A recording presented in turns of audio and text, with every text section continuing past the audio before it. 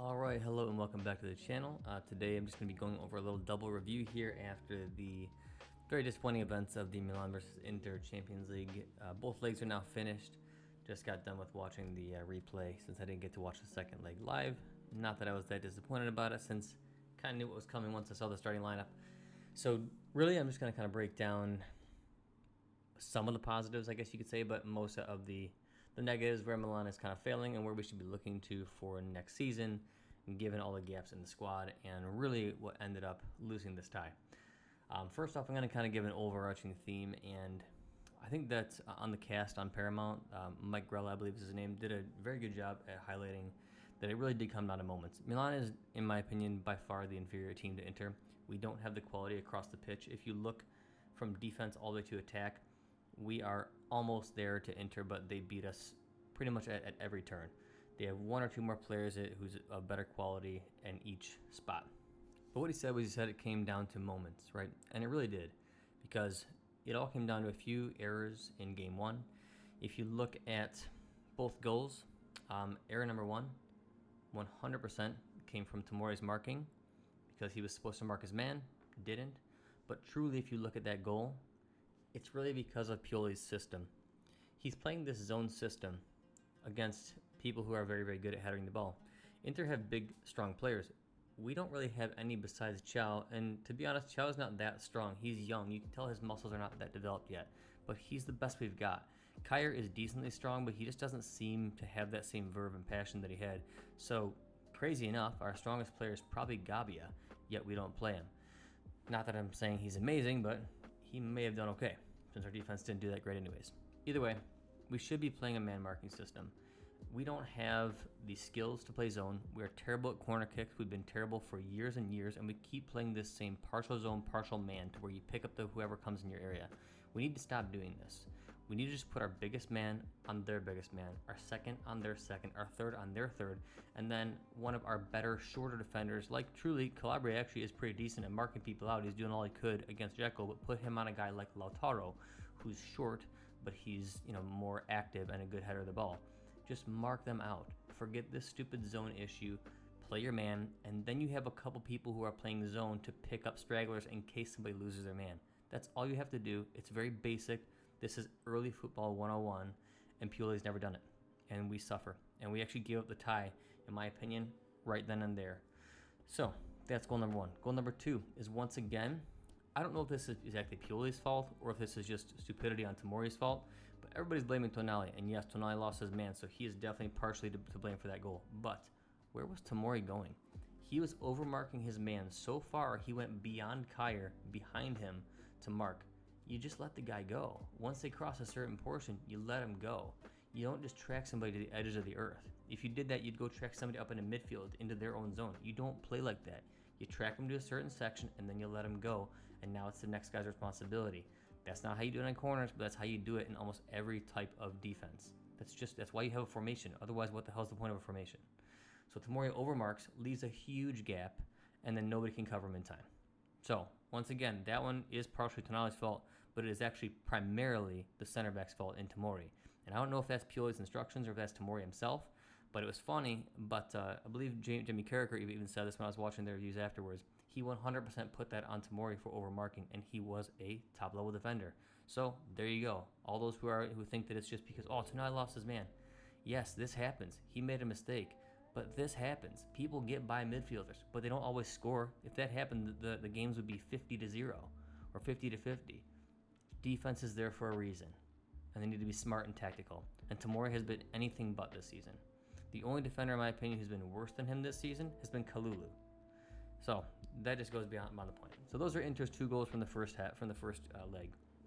Tonali had a great chance there, hitting the post in the leg one as well.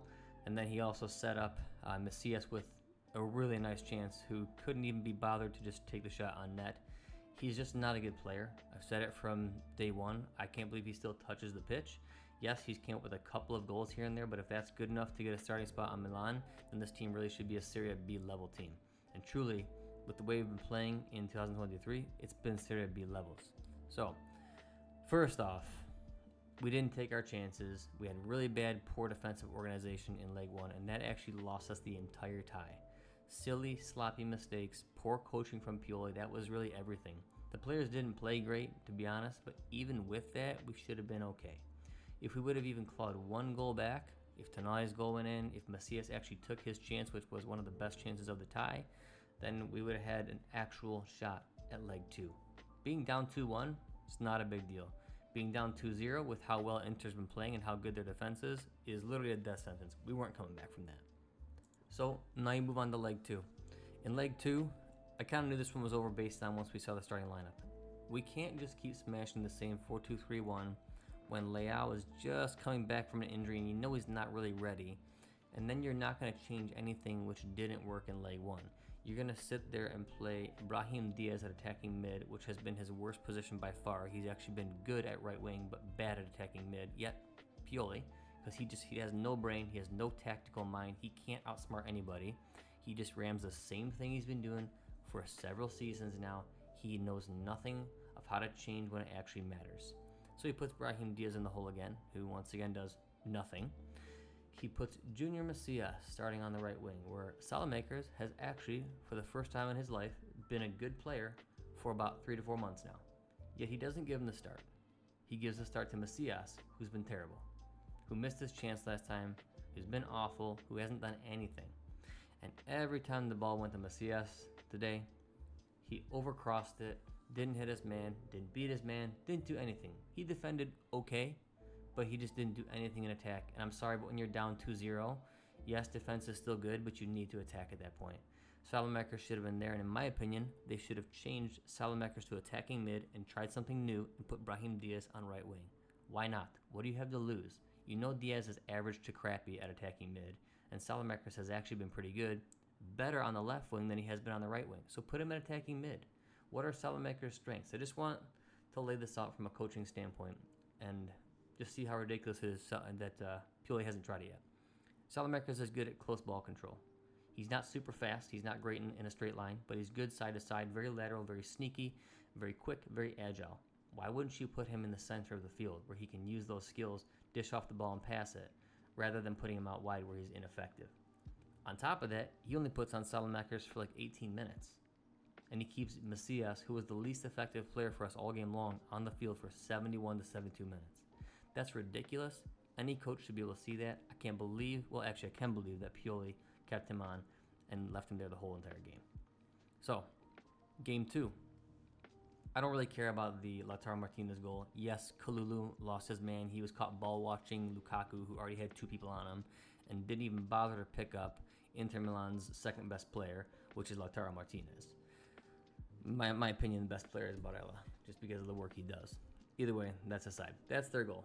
Milan had a couple chances today. And no matter how bad they played, they still had chances. Tonali makes a great run, gets by his guy, once again, sets up somebody for a good, nice goal opportunity. Very clean ball through to Brahim Diaz. He's got time, he's got the ability to pick out a slot, and he hits it just a foot or two away from Onana. Not far enough, not hard enough, not even a decent shot. Terrible. That right there was the shot to get back in the tie. It was early in the game. That would have changed everything. And it may sound dramatic, but it's not. It's true. That would have changed everything. You have to take your chances. And the difference we saw between the two teams was quality of players. Good quality players take their chances. If that was like a Kevin De Bruyne, or even if that was a more average player who's a little bit above average or decent, they would have taken their chance. Even if that was a guy like Çalhanoğlu, he might have even scored that thing. But Brahim Diaz is just not that good. He's okay. He's had a couple flashes. He's just not that good, and it shows right there. So that was chance number 1, and it went very, very much the wrong way for us. Chance number 2, Rafael Leao. I'm going to kind of blame this one on just that he wasn't really too fit and fresh, but he beats Acerbi, as he probably should on that side. He should have at least put the ball on target, but he got super, super close to beating Onana as well. It's a hard shot, but he's done it many times before. Bummer is that he didn't get the ball on net. And truthfully, you could tell he was kind of struggling because he didn't really look that good today. He was okay, and he was still dangerous a couple times. Still our most dangerous person. Him and Tonali are the only people, in my opinion, who can hold their heads held high today. Calabria was actually decent. He was terrible in the first leg, but he was actually good today. So maybe those three can hold their heads high. But those were the two chances right there. Any one of those goes in, entirely different tie, and we're singing a whole different tune. Either way, though, Pioli got outworked mentally, tactically by Inzaghi. We do not have as good of a team at all. We have nowhere near as good of a bench. Our starting lineup is kind of close when you have guys like Benacer back, but our backups are nowhere close. Inter has legitimate people who can change a game. Gosens is a great left wing back. Lukaku, when he catches form, is awesome. When he's off, he's terrible. And now he's catching fire, so he's a huge asset. Correa is a tricky little player. Brozovic is a very classy midfielder. He can hold things down, lock things down, calm the game. And then you even have other players like Gagliardini, which while he's not good, or like a great player rather, he's a good stable player who can just lock down a midfield and just provide a good fresh set of legs, and he knows his role. We don't have players like that. We just don't have players like that. Like, who do you look to, right? You look to Pobega, who I don't think Pobega is as bad as people think he is. I think he's mainly just being played out of position, which is how half the team is already being played under Pioli. But we have Pobega, we have Ali, who I think actually probably has the most talent of our midfield bench, yet never gets a minute, once again due to Pioli. I don't know why he doesn't like the guy. And Vranks, who in my opinion is pretty pointless. I've never seen anything even remotely special from him. He's about as bang average as it gets. You're not going to get a game changer there. If you look at our attack, Divock Origi is a terrible, terrible choice. And I did not want this guy here. I wanted Belotti here. And no, Belotti hasn't done very well for Roma. So, hey, I thought he would have done better here. And I was probably wrong that he wasn't going to be very good. But I'm sure he would have done a lot better than Origi, because at least Belotti puts in a hard shift. He's noticeable. He's got character. He at least knows how to hold up the ball and link up play. When I do see him play for Roma, at least he's very active. Whereas Origi just kind of fades. I'm not saying that would have been the savior of our season or anything like that, but it would have at least been a better choice for somebody who's the same exact price. Plus he was Italian. Plus he is a Milan fan for life. So I'm sure he would have played a lot harder than a guy like Origi is going to play being here, who probably doesn't give a crap about the team. So bad choice there. Second bad choice in when I'm talking about our depth, Charles de Ketelaere. You're going to spend $35 million on a person who's unknown when you're in a hugely competitive spot. Attacking midfield is probably the hardest role on the team to play because you have to do everything.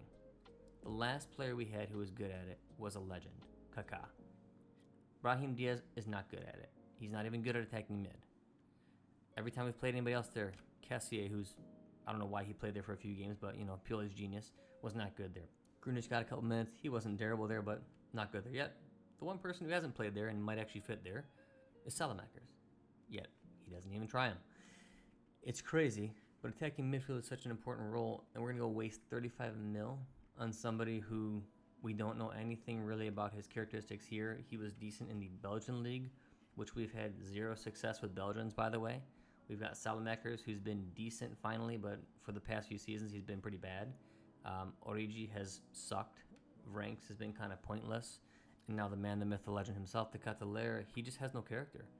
He's a little bit gangly when he runs. He doesn't really have that true speed, that athleticism. He's tall, but he has no true strength. You can tell he's smart. At least, you know, he has got some decent ball skills, but he has no confidence. So ball skills without confidence really mean nothing. I mean, and my point is to not rag on De Ketelaere. My point is to rag on management for going in this direction. They were such idiots about the salary cap that they didn't want to bring in a guy like Paulo Dybala, who was tailor-made for AC Milan. It brings you immediate class, immediate quality. It brings you a world-class level talent that you needed to take that next step up. And we were worried about his high salary on a free transfer. I don't care if he makes 6, 7, 8 million a year. If you keep Dybala for 3 years, you paid 24 million in his salary. Yet you paid 35 for De Ketelaere plus his salary. It makes no sense. You're banking on somebody becoming a wonder kid, and you chose wrong. We were also even told, I don't want to go back to this too much, by Kaka Kaladza, who's a fellow Milan player from a while back, and who's a Georgian, and he's told us, hey, buy Kavica Kvaratskhelia. This guy's great. Could have had the opportunity to pick him up for somewhere between 10 and 15 mil. Didn't do it. Had the opportunity to buy Enzo Fernandez. Didn't do it. Just waited. Sat around. These are players who would have changed our season. Now, I don't mean to play, dream football here, but if you had Enzo Fernandez, if you had Kvaratskhelia, who you would pay literally 10 to 20 million for them combined, maybe 25, and then Dybala on a free transfer. Could you imagine this team, and then you put Belotti as like a backup just to kind of bring some legs rather than Origi? Could you imagine how much better the team would be with those players? All those opportunities were missed. This is all down to management. This is management and coaching. The players are not good, but the players can only do so much. They're just players, right? I mean, honestly, this may sound a little bit disrespectful, but players are essentially a dime a dozen besides the world-class talents. You're just picking them, putting them in a hole, and the coach does their work. That's why certain players look like geniuses under one coach and look terrible under another. The coach is so important. And the only difference there is, of course, those world-class talents. Like your Mbappe's, your Messi's. Even Leao is close to top-class talent. I wouldn't say he's there yet, but he's pretty freaking close. So guys like that, that doesn't really matter about coaching. They're going to be good because they're good. However, everybody else, it's all about coaching. I mean, we were scared to pick up a guy like Acerbi, who's been here. He's been at Milan. We let him go for free, and then we had a chance to bring him back for free and said, nope, we don't need a team leader. We don't need somebody who's been there, done that. We don't need a guy who's strong physically, especially after we're letting go of our leader, Romagnoli. No, we don't need that. We're gonna be fine with children and kids. We're gonna keep Kalulu and Chow. Okay, cool. I actually like the Chow signing, that aside, but still, why are we not buying people like that? It's free. It's low risk. The guy's been here. He's Italian. He knows the league. And now look at him. He's playing for Inter. And he's in a Champions League final. And he played great. I mean, Matteo Darmian. Darmian was a Milan player. Back to Inter. Gone. Why? It's because we just don't have faith in these players because our coaches are so limited. Now, this is kind of where I wanted to branch with most of this rant. It's about management. It's about coaching. Management didn't want to budge on salary for some stupid reason. They didn't want to take the next step here, and that's my hatred to Elliott management. It goes beyond most things. I cannot stand them, and that's why I can't stand Redbird, because they still have a little nice Elliott hand in there. And truthfully, I never liked Redbird anyways. Either way, they didn't want to invest when they should have, and they would have even just invested a small amount for the players that I mentioned earlier. And on top of that, we get a manager like Pioli who's so limited. He can't make the best of the players he has. Inzaghi does make the best of the players he has. We were opposed to getting players like Acerbi because we're saying, oh, he's too slow. We need fast players. We need really quick players. Where does that get you? Tomori's lightning fast. Kalulu's very fast. They have sucked this season. It is not about that. Guys like Dayo Upamecano, people think he's so overrated. He's pretty quick. He sucks. He's dumb. He doesn't know how to play. And truly, I think our defender with the most potential is actually Chow. Like, he seems like he's got a head on his shoulders. He seems smart. Like, he's not very rash right now. But it's all about Pioli not playing the right way. He only knows one way to play. 4-2-3-1, high press. And guess what? If somebody gets by that high press, you're done. This is not the way that you coach the game. You have to pick players. You have to pick players for your squad and for your formation that fit, right? And if you don't have the investment from the management, well, then it's your job as the coach to find the best formation, the best play style for what you have. Basically, I'm saying this is because it's very obvious what this team has and doesn't have. We don't have a good attacking midfielder, so stop running a formation with an attacking midfielder. We don't have great center backs, so give them more support. Put another midfielder there. It's so obvious, it's so easy, yet Pioli won't do it. We have bad wingers besides Leao, yet we still keep running with wingers. I mean, seriously, look at our team. Salamakers is not a good winger. He's average. Messias is not a good winger at all. He's not even average. Rebic is terrible this year. I mean, who do we have out wide? Why do you run a formation where you have one viable winger? You have Rafa Leao. Yes, maybe, putting him at like a second striker isn't his best position. But if you put him there with freedom to roam wide sometimes, maybe you could make that work and then play a formation where you actually pack the midfield so you're much more solid. It's never been tried. Sadly enough, it's never been tried. So, I know this is a long rant, and I just had to do it because I haven't been making videos in a while, and it's just been kind of building up, and this was the kind of final culmination of it all. I've been frustrated all season long. That's actually why I haven't been posting too much. I do not like this team. I do not like how it's built. I do not like our coach. I do not like our management, and I do not like how this team is very little Italian. I actually think it's kind of funny that everybody here is trying to get all these deals and whatnot with buying a bunch of like cheaper foreign players and getting the tax decree. Inter comes out and plays a couple players who used to be Milan players. They actually started 5 Italian players. They're the more Italian team, which is crazy because that's the opposite of how history tells it. Yet they make it further, and we look terrible against them. So just a little side note, it's always what I talk about. I like Milan to feel like Milan, and for me, you need more Italian players, you need more homegrown players on the squad. So I'd like to see that. But overall, you need more quality. It's going to be a long fall off from here, especially if we don't get fourth, and I don't think it's looking likely. So there may be a lot of pain to come. I hope that we don't lose Leao. His renewal is close, but without Champions League, I don't know if I would stay if I was Leao. This is his time. This is his time to take that next step, right? To kind of whatever team he's at next, he's going to take that next step in quality. He should be here. This is the perfect team for him right now.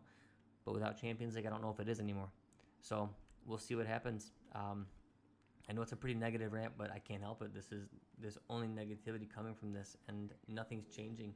The team, the management, the coach keep bashing their heads against the same wall without finding a way to go around it. It's just, it's not very bright. Sorry for the rant, guys, but this is how I felt here, and I'll come back with maybe some ratings at some point, but for right now, I just wanted to get that off my chest.